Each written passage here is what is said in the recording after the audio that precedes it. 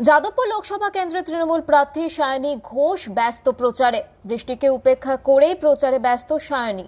বারুইপুর পূর্ব বিধানসভা কেন্দ্রে উত্তর বাসস্ট্যান্ড সংলগ্ন এলাকায় প্রচার সারলেন তিনি। সঙ্গে ছিলেন বারুইপুর পূর্বের বিধায়ক বিভা সর্দার এবং বারুইপুর পঞ্চায়েত সমিতির সহ সভাপতি শ্যামসুন্দর চক্রবর্তী, রামনগর 2 নম্বরের অঞ্চল প্রধানও। তৃণমূল কংগ্রেসের প্রার্থী সায়নী ঘোষ বলেন, বৃষ্টি তৃণমূলের কাছে কিছুই নয়।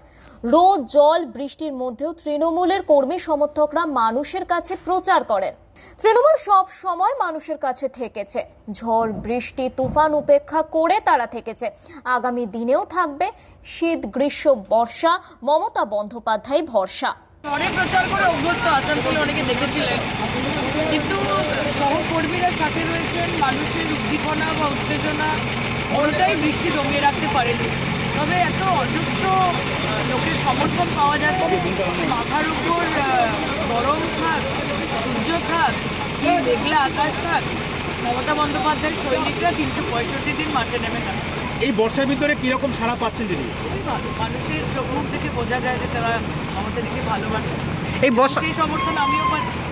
কোথায় কোথায় প্রচার সারবেন আজকে দিদি? শিডিউল অনুযায়ী কি আজকে সমস্ত জায়গায় প্রচার সারবেন বৃষ্টির মধ্যে? অবশ্যই সারবো, কাজ কারোর জন্য থেমে থাকতে পারে না। শীত গ্রীষ্ম বর্ষা মমতা বন্দ্যোপাধ্যায় বর্ষা। বাবলু প্রামাণিকের রিপোর্ট, ওঙ্কার বাংলা।